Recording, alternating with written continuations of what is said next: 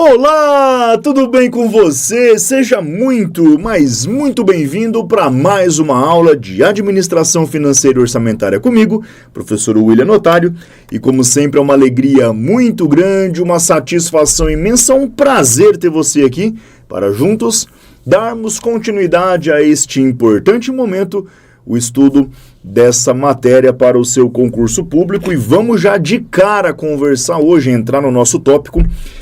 Continuando o desmembramento, o detalhamento, o aprofundamento das dívidas públicas, agora nós vamos olhar o que diz a Constituição. Então, é como se a gente olhasse para a dívida pública sob o olhar da Constituição Federal agora. Alguns artigos importantes, não tem como deixar, não tem como não citar a Lei de Responsabilidade Fiscal em pelo menos 2 momentos aqui da nossa aula, mas a gente vai então mostrar para você o que fazer, né? O que a Constituição permite, o que não permite, portarias e resoluções do próprio Senado Federal. Então vamos lá, vamos mostrar aqui esse importante tópico para você desse assunto aí. Fechado? Vem comigo então, vamos lá aqui, ó, pra gente bater papo e organizar o seguinte, ó, vem cá, ó. Eu vou continuar conversando com você sobre dívida pública, né? Então a gente permanece nesse tópico, dívida pública, só que nós vamos estudar isso agora sob o olhar da Constituição Federal. Fechado? Sistema Constitucional da Dívida Pública. E vamos lá. Dívida pública. Então, quando eu comento, né, existe a dívida ativa, a dívida passiva, a gente vai estudar a dívida ativa em breve pela programação aqui. Então, dívida ativa é aquela dívida que o Estado recebe, né, ou tem a receber dos contribuintes.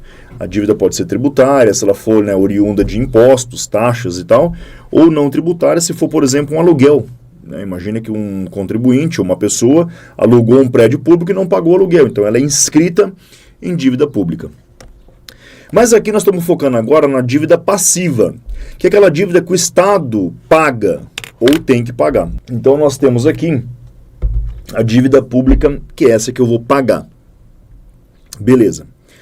A definição a gente conversou picada em alguns momentos anteriores, mas agora eu quero te mostrar então o seguinte, ó, qual que é a dívida pública. Então se a gente fosse pegar aqui, ó, uma definição, tá? Então vamos pegar aqui, ó, uma definição, então vem comigo, ó. É o total de recursos que o governo empresta para financiar seus gastos quando as receitas não são suficientes. Então nós temos aqui a inclusão de despesas como investimentos em infra, programas sociais e até o pagamento de outras dívidas. Então, dívida pública é aquele empréstimo que o governo faz. E aí é importante analisar, e eu falei disso em aulas passadas, que não é porque tem dívida que é ruim, não é porque tem dívida que deu problema. Não. É importante você ficar de olho aqui, ó. Tenho dívida? Tem. Então, essa dívida é um problema? Depende. Se ela for uma dívida para investimentos em infraestrutura, por exemplo, não. Não podemos considerar isso um problema. Ou uma dívida ruim. Agora, se eu tenho uma dívida para pagar custeio, né, despesas correntes, pode ser que nem seja autorizado a contratação para essa dívida, porque eu tenho a regra de ouro da Constituição Federal. Então a gente vai falar para você, vamos entrar nessa linha aqui. É importante também saber que a dívida pública, e daqui a pouquinho eu vou melhorar isso, eu vou definir mais isso, tá? Existe aqui o seguinte, ó. Existe aqui essa divisão entre dívida interna e externa. Então, a gente vai falar disso com mais detalhes daqui a pouquinho. Então, existe a dívida interna e externa. Então, vem comigo, ó. Existe as duas dívidas, tá? Interna e externa. A dívida interna, simples assim, é aquela contraída dentro do nosso país, acabou. Dívida externa é aquela contraída em moeda estrangeira. Os credores podem ser o Banco Mundial, o FMI, outros países, tá? Então, a dívida interna ela é até mais fácil de gerenciar. A dívida externa já está sujeita a regras e variações monetárias que talvez o Brasil não tenha controle. Agora, o porquê que a dívida pública... Porque às vezes você olha assim e fala, pô, professor, então o governo tinha que se organizar e não contrair as dívidas, então. Não, mas a dívida, em certo momento, ela é importante.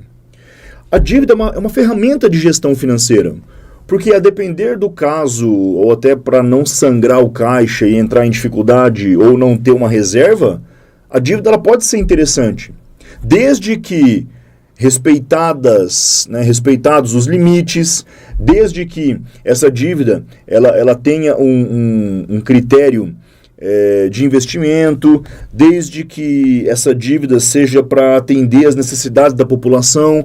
Então a dívida ela é importante. Só que o governo tem que gerenciar a dívida de forma responsável, de forma sustentável. Então, cuidado com julgamentos e até algumas questões que elas vêm nessa linha mais de condenando a dívida pública, não é bem por aí. É importante você ficar de olho nisso. Fechado, sim ou não? Ah, beleza, professor. Feito isso, eu quero que você saiba do seguinte, ó. Eu quero que você saiba de um ponto aqui, ó. Então, vou te falar um negócio, hein? Vamos entrar agora no tópico, ó, nas regras constitucionais, ó. Vou até pegar aqui e marcar para você, ó, as regras constitucionais, ó. O que nós precisamos saber disso? O artigo 30 da Constituição Federal, ele vai tratar o quê? Ó, das competências dos municípios, dando-lhes o poder, ó, vou até apagar aqui, ó, então, dos municípios, ó, então veja, ó, competência dos municípios, dando-lhes o poder de gerir suas finanças, incluindo a dívida pública. Os municípios têm autonomia para contrair dívida, mas dentro dos limites definidos pela Constituição e pelas leis complementares. Então, a gente já entrou aqui no sistema constitucional. Então, veja, os municípios têm autonomia para gerenciar suas dívidas? Tem, top. E eles podem contrair dívida? Pode, mas eles têm limites, eles têm regras a serem cumpridas. Sim. Nossa, professor, já dá uma olhada então, ó. Já dá uma olhada então neste artigo, nessa definição, tá? Para você ficar bem tranquilo, já ficar ali, não entendi, professor. Não entendi. Vamos ou não? Vamos nessa? Continuamos? Tem mais um artigo aqui, ó. Tem mais um artigo da Constituição que diz o seguinte, ó. O Senado Federal, então o artigo 52, ó. O Senado Federal tem a responsabilidade de aprovar e definir os limites de endividamento da União, Estados, DF e municípios. Essa atribuição é importante para garantir que os entes públicos não se endividem de forma excessiva, prejudicando a sustentabilidade. Ó, eu não coloquei aqui o artigo na íntegra, não é Ctrl+C do artigo, aqui já na verdade, o artigo tem meio que explicado para você ele, tá? Então esse artigo vai falar, ó, o Senado Federal tem competência e responsabilidade de aprovar, definir os limites dessas dívidas para a própria União, para os estados, DF, municípios, fechou? E por que isso acontece? Para garantir que os entes públicos não se endividem de maneira excessiva, prejudicando, então, a sustentabilidade financeira do orçamento. Beleza, professor. Beleza.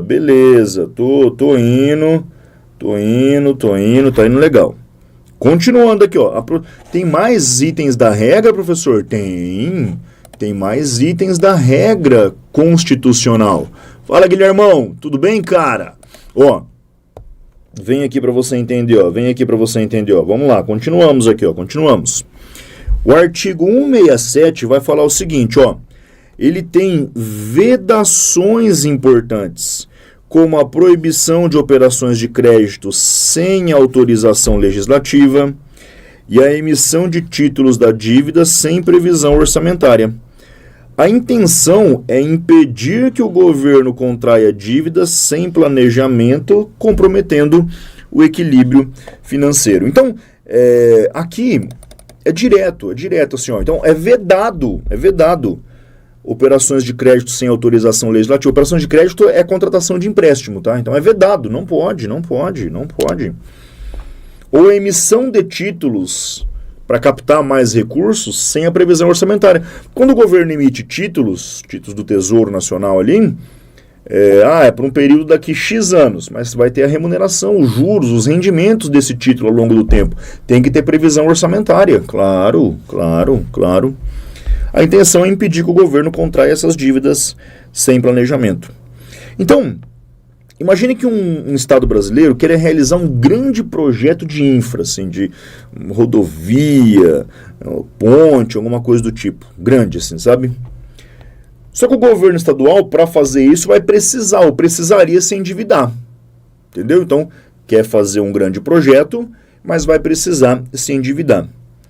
Só que os limites impostos do Senado e a necessidade de aprovação legislativa garantem que, se for necessário mesmo, essa dívida seja responsável, evitando ou buscando evitar desequilíbrios nas finanças públicas. Consegue entender? Então, eu tenho a obra, eu tenho o projeto, é um bom projeto, mas eu vou precisar me endividar. Tá, e agora? Bom, beleza, vamos... dadas as proibições e orientações constitucionais, essa dívida tende a ser uma dívida responsável, tende a ser uma dívida planejada, que não comprometa o equilíbrio das contas públicas. Entendi, professor. Tranquilo.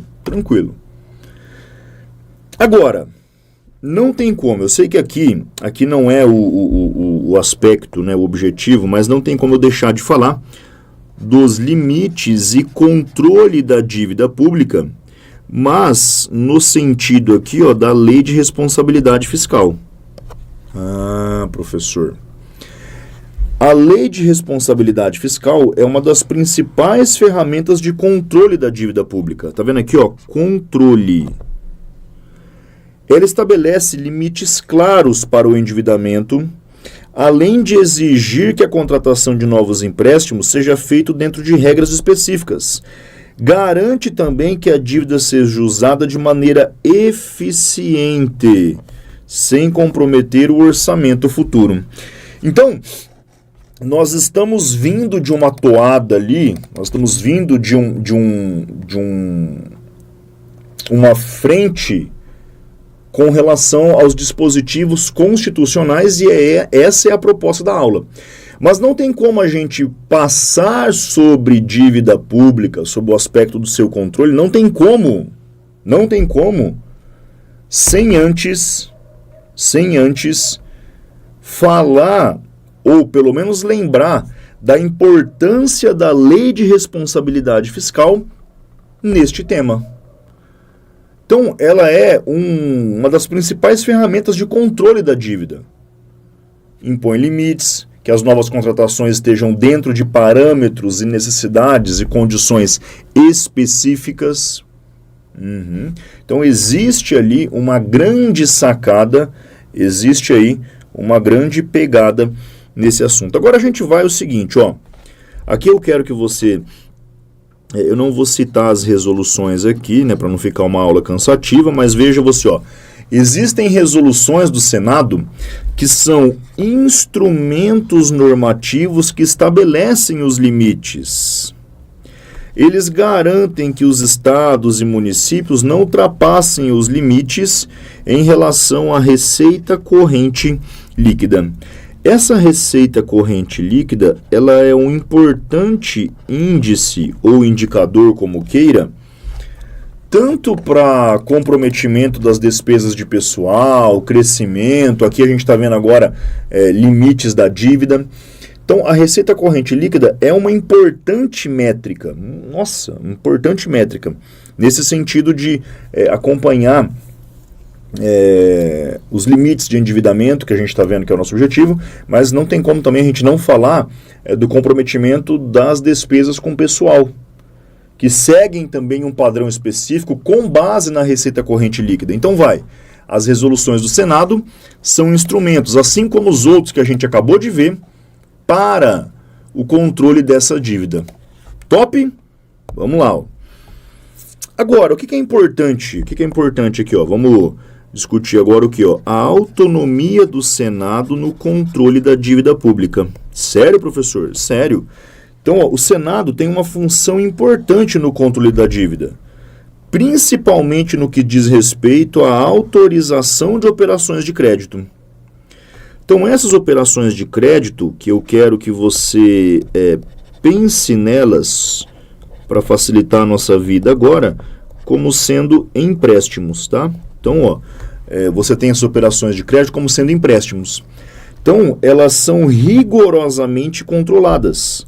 Para cada nova operação de crédito, é necessário que o Senado aprove e que a LDA e a LOA contemplem essa operação. Então, o Senado precisa avaliar se o montante da dívida pleiteada ali está dentro dos parâmetros, dos limites, dos projetos, da própria lei orçamentária, das prioridades, metas do governo, do PPA. Então, o porquê dessa operação de crédito?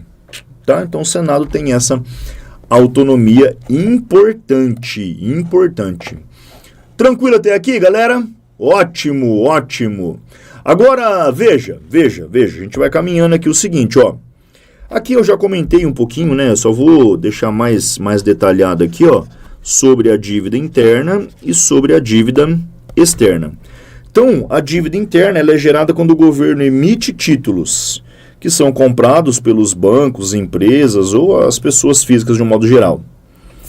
Os títulos funcionam como uma promessa de pagamento. Já a dívida externa, ela é contraída junto a credores internacionais, Banco Mundial, FMI, geralmente emitida em moeda estrangeira, o dólar, o que torna a gestão, olha aqui, ó, a gestão da dívida mais sensíveis às variações cambiais. Lembra? Então aqui é só para deixar claro de fato que a dívida interna, ela tem um gerenciamento mais fácil, ela tem um gerenciamento melhor. E o maior controle também, né? Então eu emito os títulos esperando uma captação ou então uma promessa de pagamento, vou remunerar esses investidores, né, com o passar do tempo. Já a dívida externa tende a ser mais complexa mesmo. Agora a gente vai entrar aqui no aprofundamento, ó. A gente vai entrar aqui no aprofundamento. Porque a gente está discutindo, então, sobre a Constituição, as vedações, os limites, o cuidado e top. Mas uma vez contraída a dívida, ou no cenário atual, uma dívida num montante já considerável, quais são os efeitos macroeconômicos, sociais dessa dívida? Vem cá que é isso que eu quero falar com você agora. Então veja, ó, efeitos macroeconômicos da dívida.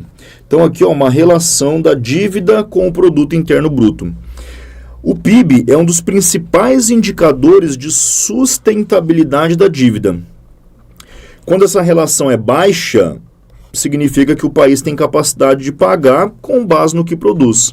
Quando essa relação é alta, o governo vai ter dificuldades em administrar, já que uma parte significativa dos recursos está destinada ao pagamento de juros. Então o PIB é um importante indicador. Quanto do PIB está comprometido com a dívida pública? Se essa relação for baixa, top, quer dizer que o governo, aquele país, aquela gestão, consegue pagar a dívida pública com base no produto interno bruto, na sua produção, na sua operação de um modo geral. Se essa relação é muito alta, você cai ali em situações, os conhecidos e temidos calotes, diferimento dos pagamentos. Então veja, o Japão tem uma dívida, tem uma relação da dívida com o PIB altíssima. Só que o Japão consegue gerir essa dívida, por ela ser uma dívida, na sua maioria, uma dívida interna, com tranquilidade. E isso não abala a confiança dos investidores e o mercado de um modo geral. Então, tá vendo? O Japão tem uma relação alta, só que por ser uma dívida interna e controlada, os credores ali, né, os investidores confiam. Agora, olha o Brasil. O Brasil tem uma relação intermediária. A dívida pública do Brasil com relação ao PIB não é como a do Japão. Não é baixa, mas não é altíssima. Só que a forma com que o Brasil gere essa dívida, ela precisa de uma atenção um pouco maior, porque até para evitar esse ruído na credibilidade, como a gente vê, e aqui reforço, não é a opinião do professor, nem a opinião do curso, eu estou falando do exemplo e do que acontece. Então, o mercado, às vezes, ele teme essa movimentação, anúncios, então essa dívida, a métrica da dívida, então tudo isso você tem que ficar assim extremamente ligado. Então, e por que eu falo assim, ó? Por que eu entrei nesse assunto? Se a dívida pública cresce muito, um dos principais impactos diretamente é nos investimentos e também nos programas sociais. A Grécia, se eu não me engano, foi 2009, 2010, a Grécia entrou numa situação, numa crise, porque o endividamento cresceu muito e, ao mesmo tempo que para gerenciar e para dar conta dessa dívida, tiveram que aumentar os impostos e reduzir os investimentos, tanto em infra como em programas sociais. Então imagina a população tendo uma carga tributária aumentada e os seus benefícios sociais ou aplicações em infraestrutura diminuídos. Então é a sociedade sofrendo mesmo. Aí o povo foi pra rua, acabou com tudo, quebrou tudo lá e tal, e arrumou. Tá vendo? É muito sinistro esse negócio, tá? Mas vamos lá, continuamos aqui, ó. Por quê? Eu quero falar nisso mesmo, ó. A consequência, eu quero falar com você aqui, na consequência, o impacto nos investimentos. Então, quando a dívida se torna muito alta, o governo pode precisar aumentar os juros para atrair os investidores. Isso eleva o custo da dívida e pode prejudicar investimentos em outra área, como infra e serviços públicos. Inclusive, eu até trago aqui, ó. Quando você aumenta os juros, quer dizer que o governo está se endividando demais. Então, os investidores podem exigir juros mais altos para compensar o risco. Isso torna a dívida mais cara. Olha aqui também, ó. Aqui que eu queria fechar esse raciocínio, ó. Consequências sociais. Consequências sociais. Veja você, ó. O impacto nas políticas públicas. E aqui eu vou até colocar aqui, ó, nos programas mesmo, tá? Então, nos programas de manutenção, de atendimento e tudo mais, ó, nos programas mesmo, tá? Vem comigo, ó. Quando o governo se endivida de forma descontrolada, uma das principais consequências é o corte de investimento em áreas sociais, olha que loucura, saúde, educação e infraestrutura. E por que isso acontece? Tá vendo? É como se fosse um efeito direto e uma cascata. A dívida tomou uma proporção absurda ali. Vai comprometer mais do orçamento para tentar manter essa dívida, o pagamento dos juros, por exemplo. Então, e o juros está mais alto, porque já foi uma medida tomada pelo aumento da dívida. Então, quando você tem essa situação, o que acontece, velho? O orçamento está sendo maior comprometido, então vai ter que cortar gastos em infraestrutura, educação, saúde, programas sociais. Então, ó, porque uma maior parte do orçamento passa a ser destinada ao pagamento dos juros e ao refinanciamento da dívida, em vez de ser utilizada em programas que beneficiam a população. Então, e aqui, ó, geralmente, quando isso acontece, você entra em crises. Quando isso acontece, quando essa situação de Aumento descontrolado da dívida, já vai magoar e chatear muita gente. Aumento de juros, pode ser bom para alguns, mas o efeito colateral é muito grande. E aí, veja, quando essa dívida chega numa proporção absurda, você começa a ter que aumentar, talvez, tributos, programas de arrecadação para dar conta disso, que você precisa pagar, e você vai tendo meio que imediatamente diminuindo os programas. Cara, é uma bola de neve e é pancada na população. Então você cria aqui crises, como a gente já teve aí exemplos no mundo e até mesmo em cenário brasileiro aí. Fechado? Boa. O que você acha? É o que eu queria te apresentar sobre o sistema ou os impactos constitucionais da dívida pública. Então, ela é uma ferramenta essencial para o governo financiar os seus programas, mas ela precisa ter controle, ela precisa seguir limites, regras estabelecidas, porque o descontrole pode levar a crises e isso não é bom para ninguém. Combinado? Que bom que você esteve comigo aqui, eu espero que você tenha gostado e, mais que isso, que você tenha compreendido os assuntos aqui abordados. Nos vemos em breve. Continue firme na sua missão. Um beijo grande, um forte abraço e até mais. Tchau, tchau!